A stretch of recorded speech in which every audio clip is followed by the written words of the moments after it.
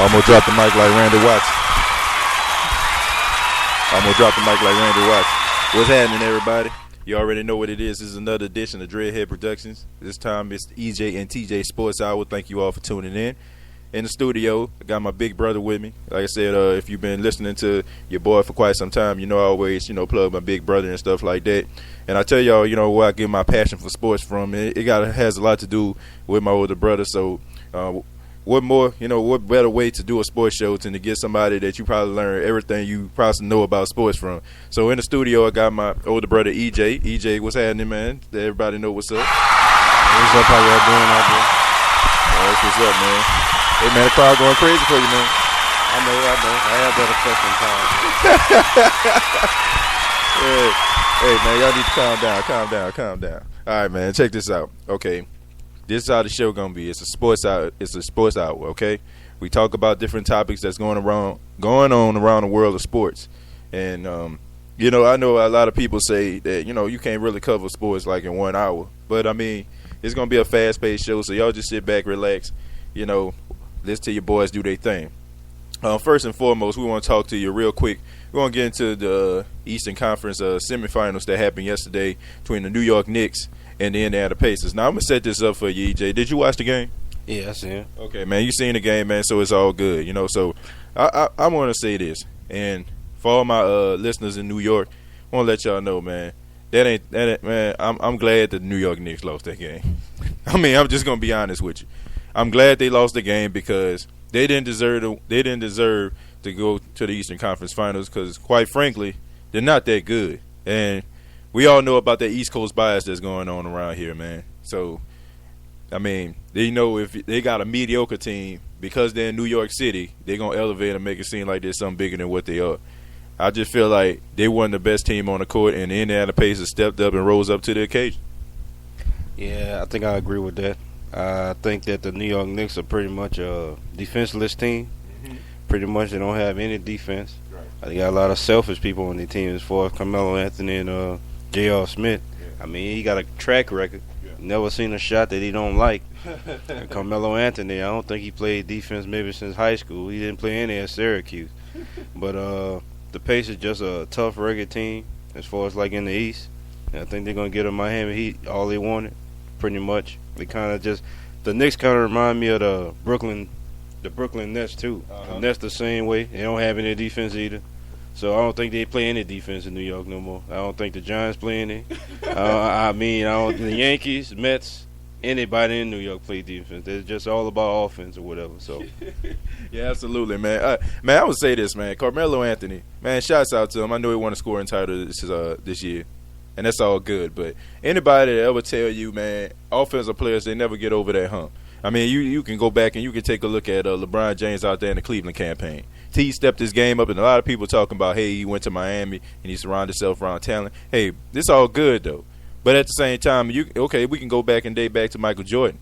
Michael Jordan was getting outsed out the playoffs against the Detroit Pistons every single year because Michael Jordan had to step his game up defensively. You're not going to win no championships without defense, man. This is not going to happen. Exactly. You know what I'm saying? Anybody that will tell you, you know what I'm saying? Like, we can even talk about football. We can talk about basketball. Well, in this particular, we talking about basketball. Just think about some of the players. LeBron James, he stepped his game up defensively. You know what I'm saying? He got his low post game going. You know what I'm saying? He learned under Akeem Olajuwon in the offseason. Got a little bit better. You know what I'm saying? Trying to win Defensive Player of the Year.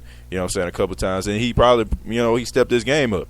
And that's the reason why you're going to win championships. For somebody like Carmelo Anthony, man, I'm sorry. I have zero respect for anybody that put themselves before a team. And then, I feel like this. Mike D'Antoni, I'm not a real big fan of his, but, I mean, let's just be honest. I mean, he's terrible. But as a coach, he's a good regular season coach, but I don't feel like he's going to get you where you need to be. And the Lakers just showed that. But I want to say this. Carmelo Anthony got him fired. I mean, he got Mike Woodson in there because – Mike Woodson is not going to tell him anything about throwing up 40, 50 shots a game. And you're not going to win anything like that, man. I mean, if you seen that game last night, what those guys were doing out there, what Stevenson was doing, okay, now they had a 3-point lead. For anybody that didn't see this game, they had a 3-point lead, EJ. And what they did was, they just let the Indiana Pacers impose their will. you had a lot of soft play out there, especially with Carmelo Anthony. Doesn't want to play defense, but as soon as you get the ball in the hand, you want to drive it down court and try to shoot up a jumper. Not going to win no games like that. And one thing about the Pacers, I like the way the Pacers play. Pacers got a lot of all-stars on their team, and they got guys that's long and they can play defense. Thing about the Knicks got a lot of jump shooters on their team. Right. So if you're a defensive player or a defensive team, and you like teams that shoot a lot of jump shots, Carmelo Anthony, he make a lot of jump shots, but you want him taking nothing but jump shots. Right. J.R. Smith and all the other guys, you want them taking jump shots, because when you take jump shots, you don't have a lot of people under the goal to get the rebound, and you lose the battle on the defensive end as far as the rebounds and stuff like that. The more rebounds you give up, the more possessions you give up. So, and the more fast breaks you give up if you shoot a lot of threes and you don't make those. So, basically, it was kind of a it's creek, in my opinion, as far as that's concerned or whatever. I mean, they can play 10 more games against the Pacers. They probably win maybe 2 or 3. So, they weren't gonna win that series anyway. Okay, and I want to say this also, EJ. They don't even have Danny Granger on the team right now, and everybody knows how much Danny Granger means to the Indiana Pacers. And he was the leading scorer of that team for quite some time. For a team to step up when their leading scorer is down, that really shows what kind of team that you have. And I'm not gonna lie to you. Like during the regular season, I kind of thought that the Denver Nuggets might have been that team. Because okay, all right, I know you're laughing. But the Denver Nuggets, they had a deep bench, and I thought if it wasn't for the Miami Heat on that 27-game winning streak, quietly the Denver Nuggets won 12, 13 straight games, and I feel like Miami kind of overshadowed that. Back to the Indiana Pacers, I think that the Indiana Pacers have what it takes, because you never know who's going to get hot one night. I think George Hill scored 26 points. I think that was game 4. So, I mean, you never know who's going to have the hot hand. Stevenson, he had a career high, I think, a playoff career high of 24 points last night. Guys stepped up. And, I mean, these guys are hungry, man, and they're young.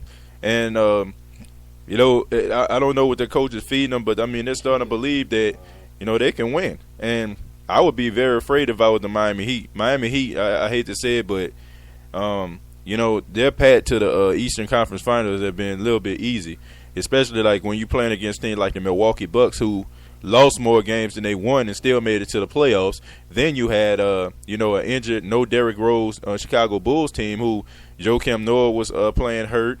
I mean, you had Luol Deng, he was playing hurt. I mean, they didn't know Kurt Heinrich, he was a game-type decision. So it was a lot of issues that were going on, and that led the Miami Heat to where they are today. Now you have a young, hungry, physical team that's coming in and out of Pacers, and everybody knows that the Miami Heat, they're a little bit small when it comes to the power forward and the center position. Yeah, that kind of stuff. They ain't got no post players. Right. I mean, the thing about Indiana, they young, they long, and they play defense or whatever. I mean, Miami Heat, they play defense basically to get out in the fast break and get an easy layup or whatever. You won't get a lot of that against Miami or whatever, because I mean, you got Chris Bosh, but Indiana has Roy Hibbert. Mm-hmm. They got David West. Yep. They got Paul George, who I think is he kind of reminds me of Tracy McGrady, to be honest with you. Yeah, really? That's kind of the player that he kind of reminds me of, except he played defense. But then you got George here. He plays DJ Augustine. He good coming up off the bench or whatever. So they kind of remind me of the old Portland Trailblazers when they had Scottie Pippen. Yeah. When they had about 6 or 7 guys that average in double figures. Yeah. That's kind of who the Pacers remind me of or whatever. Yeah. And they play a lot of defense. I'm a defensive person. Some people offense, but I'm a defensive person. I believe if you play defense, most likely you're going to be in a conference championship. If you don't make it to the NBA, the NFL championship or something like that. So if you play some defense or whatever, you can go a long way. Yeah, absolutely, man. It's all about the defense, though, EJ. If you're not playing defense, you're not going to go nowhere. And I don't know why these people try to line themselves up with all these different type of players. Just because it worked in Boston, just because it worked in Miami, don't mean it's going to work everywhere. Brooklyn tried to do it, didn't work.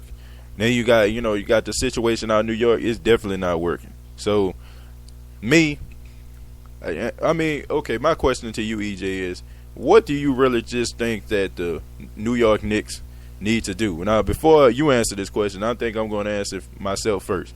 This is what I think they need to do. I like Raymond Felton. Okay, he's an okay player, but I just don't think that he's the guy that should be the facilitator for this team. And I think that they need to get themselves a quality point guard. Let's just establish this: Carmelo Anthony is not going to play defense, so you got to get somebody that's going to be, that's going to, going to complement him. You know what I'm saying, in a defensive capacity. Amari Stoudemire, like it's just not a good gel, man. I think Amari Stoudemire is a shell of the player he was out in Phoenix. It's so many times where you're going to get hurt, and those injuries not going to catch up with you. So I think they need a big man. I think they need somebody else that can complement Carmelo Anthony. I think they need a point guard. I mean, you get those things in place, then maybe you'll may be able to make a run. Carmelo Anthony, we just got to establish, man, he's going to be throwing that ball up. He's going to be clicked out every single game. So you gotta get somebody up in there that's going to play some defense. Until then, I mean, they're still going to be in the land of mediocrity. I don't care how much the New York Post, ESPN New York, or all these other big-time news tabloids try to make them bigger than what they are. I mean, at the end of the day, if you have no rings, if you don't make it past the first or the second round of the playoffs, you're just a team. You're just another team. I mean, like I said, the Milwaukee Bucks went to the playoffs with more losses than they had wins. So playoffs doesn't mean anything, So all that matters is what you do when you're in the playoffs.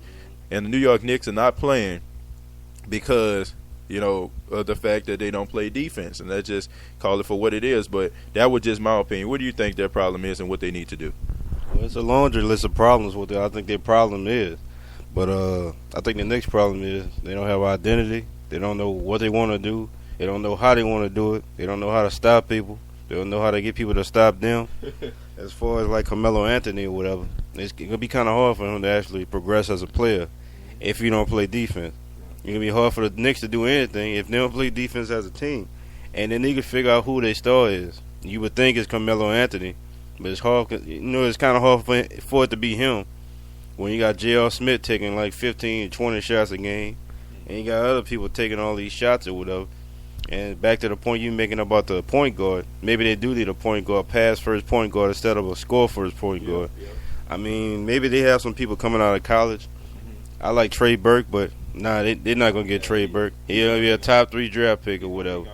So, those pretty much all the problems that they have. I mean, it's a laundry list of problems. I mean, you just need to figure out exactly what direction they want to go in. Woodson, I think he is a good coach. He's a defensive coach. Yeah. But, I mean, you can have Phil Jackson and whoever else you want over there, Red or Bucket, somebody over there. But if they don't play any defense or whatever, if they don't know how to run your offense, or if you don't have an offense, I mean, it's really not going to work out for you, whatever. Tyson Chandler, I mean, you got Amari Stoudemire. I mean, is he playing or is he not playing? Or from day to day?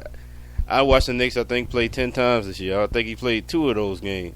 So if he's not going to play, get rid of him, or even if he is, because it really don't matter how many points Carmelo scores. If he scores 39 points like I see he scored the other day, and the team only scores, 80? Right. 70 points? What good is that going to do? You can take 35 shots to get 39 points. That's terrible. Yeah, absolutely, man. And check this out. If you ain't stopping nobody, no matter how many points that you put up, I mean, team's still going to score. So, I mean, you're basically doing it in vain. But once again, the New York Knicks was ounced out the playoffs. The Pacers win the series in 6, 106-99. Now we're going to fast forward to the day, and we're going to talk about a game that's going on today between the Memphis Grizzlies and the San Antonio Spurs. If you're not watching that game, Spurs are all up on the Memphis Grizzlies, 73-57. This is game 1, and it's being played in San Antonio. One thing I can say about the San Antonio Spurs, and a lot of people, as boring as they are, because let's just call it for what it is. It's boring basketball. I mean, we talking Wiley Cleaver type basketball now. You know what I'm saying? Old school. You know what I'm saying? I'm not going to flash you with a dunk or nothing like that. I ain't going to put it between my legs. You know what I'm saying? Straight fundamentals. That's what Pop teaches. You know what I'm saying? And you're gonna play good basketball. You're going to play good defense. I'm going to say this. I mean, as many times you try to count the San Antonio Spurs out, they always seem to, weather the storm, and they always get players in place in order for them to make a quality run. What do you think plays a good tribute to the success of the San Antonio Spurs? One word. Defense. Yeah. I mean, you play